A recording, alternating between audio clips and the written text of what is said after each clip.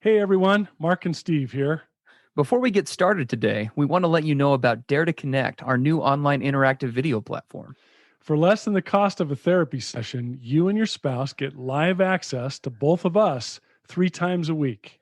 Each 30-minute live group support session provides interactive mentoring and healing for addicts, spouses, and couples. If you're loving our podcast and our unique style of bringing you recovery, you're going to love Dare to Connect. To learn more, go to daretoconnectnow.com. We're looking forward to seeing and working with you.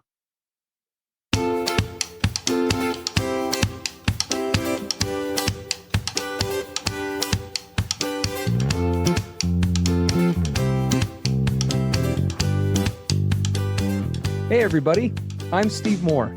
And I'm Mark Castleman. We know the pain and heartbreak of porn and sex addiction. And we know the triumph of breaking completely free. Every day, we help our clients find hope and healing. Join us in the fight to take back your life, your marriage, and be stronger than ever.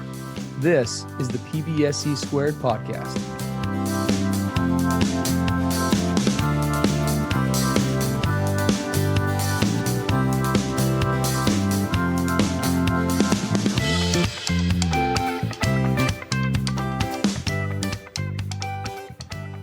Hey everybody, Mark and Steve on the PBSC podcast. Happy holidays. Yes. Merry Christmas. I mean, they may not necessarily be totally happy. Sure. Is it okay for me to say happy holidays as if it's assumed? Yes, we are very aware that may not be the case for everyone. That's what we're shooting for. So last week we talked about, how tough the holidays can be. And we talked about a Bill of Rights, standing up for a Bill of Rights personally and for your coupleship during the holidays and the different ways that you can do that. And what we wanted to talk about today is get into a really practical, in the trenches, on the ground way that you can navigate these holidays and find some small joys, some small breaks, some small little things that will help you to renew and to recharge. Because here's the deal. Steve and I, sitting here at our microphones, we are not going to tell you that we have some, special, Christmas elf dust, fairy dust that we can sprinkle on your heads, and your holiday is going to be absolutely fantabulous. Yeah. It just doesn't work that way. And boy, do we know it from personal experience. I mean, I can tell you, I remember holidays, way too many of them, where as I'm sitting here thinking about it, there were quite a number of holidays where I was suicidal, for example, where I just wanted to end it. There were some I would call them embarrassing holidays where, because of the stress and all of the disappointed expectations of those holidays, especially coming from my own behaviors or how I perceived myself letting others down or letting me down or, messing up on other holidays. There were too many holidays where all of that stress and shame and disappointment, I found myself acting out in my addiction. And when that happens, now the holidays become doubly shaming. Right? Not only are you acting out, you're acting out on the holidays.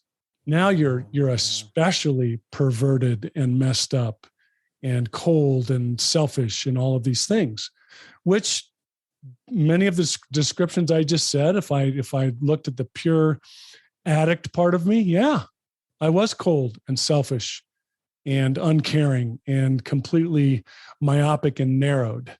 But that's because I didn't know how to cope in healthy ways. And I don't use that as an excuse. I use it as an explanation. Yeah. But things would just get so heavy and so out of control that my brain only knew one reliable, accessible, powerful place to go. And that was my addiction outlet.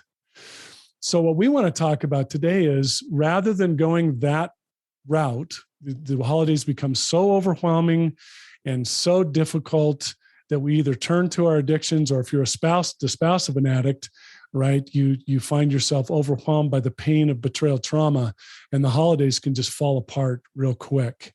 Yeah. So what are some practical ways that you can come at that so that this holiday season can be hopefully a little bit different? Well, I can share with you my approach to that as I've been in healthy recovery over the years. I found that rather than having an expectation for it to be one big, successful, awesome holiday, I had to break it down. I had to break it down into little moments. I needed to open my eyes and my heart to all those little things around me that were little moments that I could enjoy and embrace and feel connected in. Because during the holiday season, yes, there's a lot of stress and a lot of crap going on around us, but there's also, by the nature of the holidays, also a lot of great things, a lot of wonder, a lot of magic, a lot of joy, but you have to open yourself to be able to see it. So I'll give you an example. So let's say that I'm at the mall, and the mall can be a very stressful place because I'm scurrying around with everybody else looking for the perfect gift that I can't afford. And also I'm struggling with, as an addict, with scanning while I'm at the mall looking for the perfect gift. And the whole experience can basically become really a total loss. But then I'm walking by and I see the line of kids who have lined up to see Santa. And I pause and I kind of lean against the wall next to that scene and allow myself to be fully present in the moment, and to just close my eyes even and listen for the laughter, the giggles of the little kids and the little things they're saying to Santa as they sit on his lap. And I just allow myself to embrace the magic of that moment. It doesn't mean that my life has suddenly changed, doesn't mean that all the other stuff has disappeared, but in that moment, I can embrace the magic of that and fully immerse myself in it and walk away recharged, renewed, and better. I felt the joy of the season, and it mattered. It was only a few minutes, but it mattered.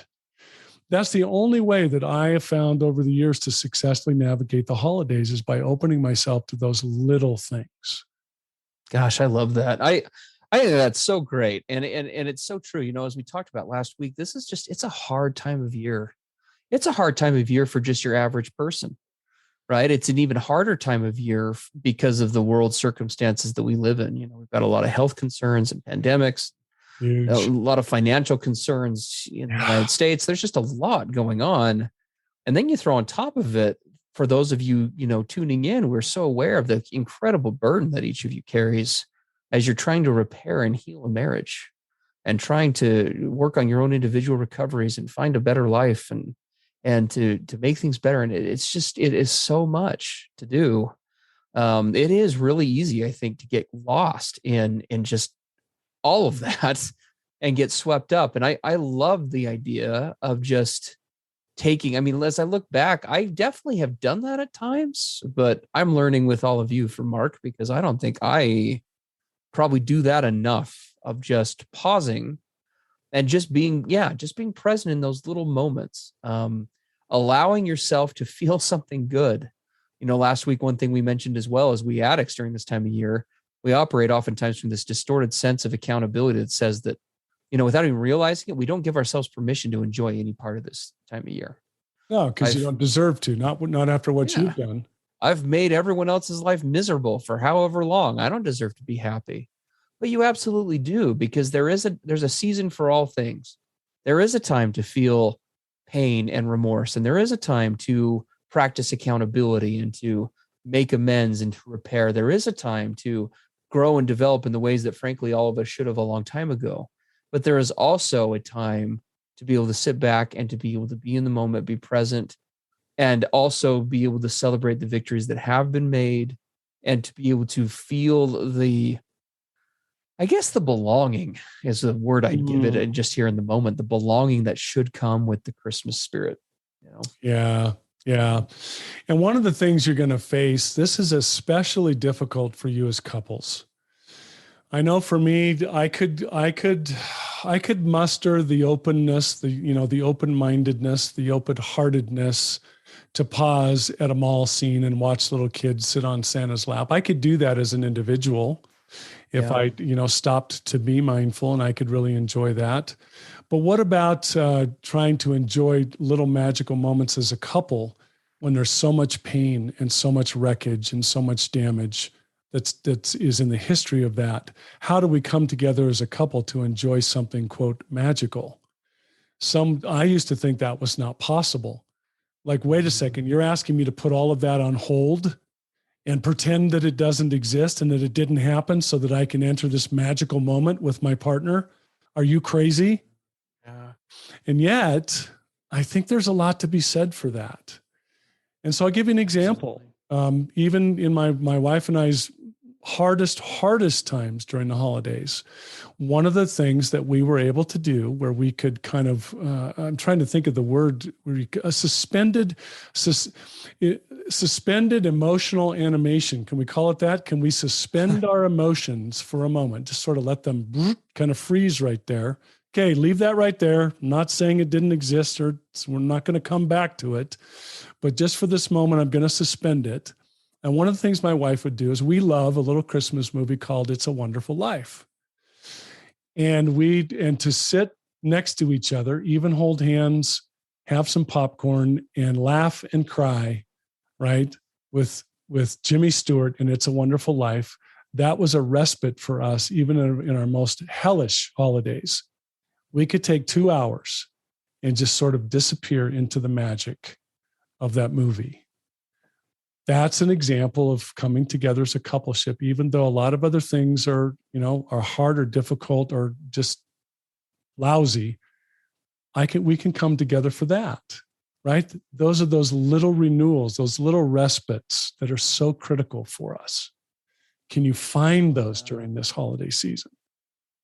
That's great. No, I love that. I think that is so important, and it really speaks to a lot of good elements to just good recovery in general. I mean, we live in this world that kind of preconditions us to just be go go go go go all the time, and especially around the holiday season, it seems as though that's even more amped up because you've got the daily stuff, right? But then you've got all the parties and all the stuff that's kind of set up and already scheduled.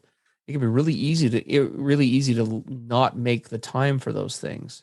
But I think that I agree with you, man. There's a real power in doing that and being present. I know that for me, I look back and I think I have kind of a similar moment like that when I'm putting up the Christmas decorations, specifically the Christmas tree. Yeah. Christmas tree's always been a big thing for me. I'm not sure why. It's like the biggest part of Christmas. I have a little one here in my office set up. It's in the background if you saw the video here. My wife, in fact, this week I have fallen asleep on the couch. Oh, in the last 7 days, 3 or 4 times. And I wake up in the morning or like at 3 a.m. or whatever and stumble off to bed because without even realizing it, I just love the glow of the Christmas tree. Oh, the Christmas tree doesn't turn off at our house during these couple of months. It stays like on all the time. I just love that ambiance, and it just takes me back to so many memories. And I feel when I take that time quietly after my wife has gone to bed and I'm laying there on the couch, I tell you what, I fall asleep without a blanket and usually even without a pillow. I sleep better on those nights than most other nights. Yeah. Ever.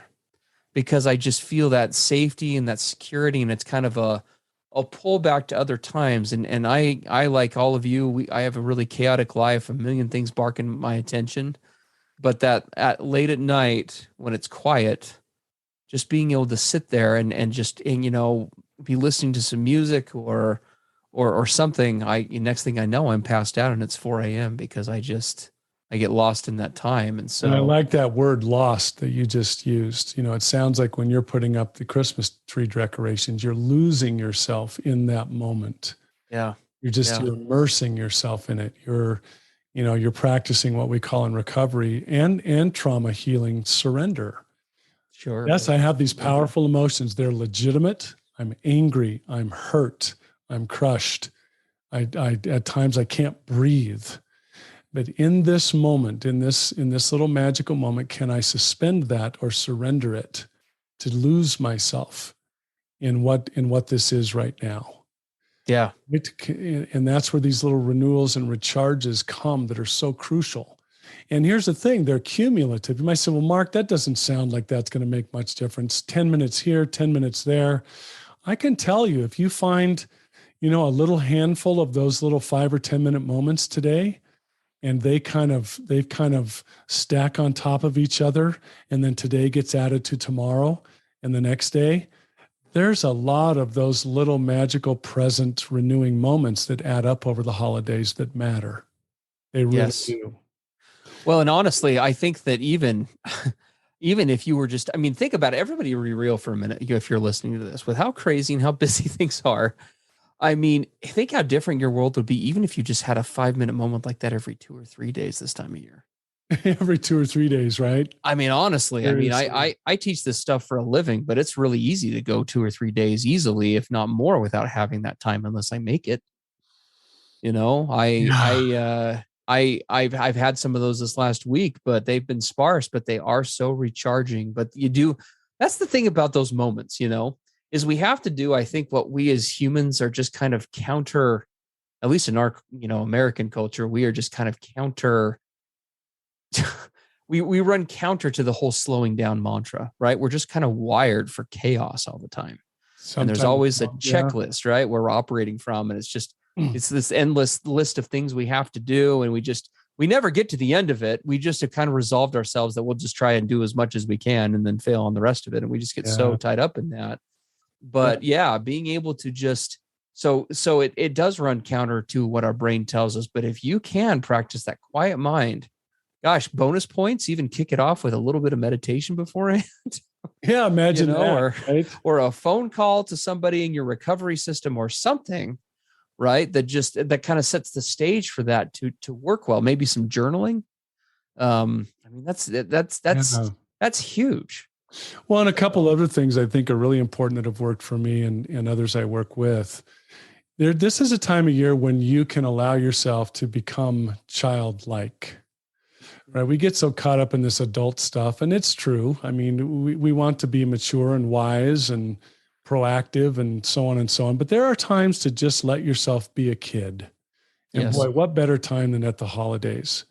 Can you let yourself kind of go into that place of just childlike wonder, even just for a few minutes? It's one of the things I highly recommend. And then the other side to this is, to me, this is a time of year of what I call grace. This is a time when I hope that grace and compassion and kindness can be in our hearts for ourselves and for those around us. And in some cases, this can be especially important for a spouse or a partner. And it doesn't mean that you're setting aside that, terrible things haven't happened or maybe are still happening. It doesn't mean you're excusing that or saying that they've all gone away or pretending they don't exist. But maybe we could call this a grace break. Can you take a little break and just let grace and compassion come in and just sort of suspend things for a moment? I find that is such an important part of this time of the year, and it's already kind of naturally built in if you look for it. But I'm going to go to a place of grace, and we'll pick up all this when this is done, by the way. but we're going to go to a place of grace right now. Well, but is there not a value to that, right? And obviously we preach authenticity on this podcast. So the last thing we want to do is tell anybody to be unauthentic. But there is a real space, I think, and we talk about this actually on here quite a bit, just out of a holiday context. There is really something to taking a structured, transparent break and saying, you know what, we have X, Y, and Z things to work out, right? But can we together collaboratively put those on the shelf with the understanding we're coming back to it Friday? Exactly. Right. Or Monday or whatever the case is. Yeah. Right. Because as a sponsor once told me, you can always, well, he said a little bit differently because it was a very different context, but we can always have our misery back. That stuff, if we set that stuff down for a few days, that pressure, that tension, rest assured, it will not go anywhere in most cases. It's waiting for you. It will be there when you're ready for it. So, no, I think there's a real value to that. Yeah.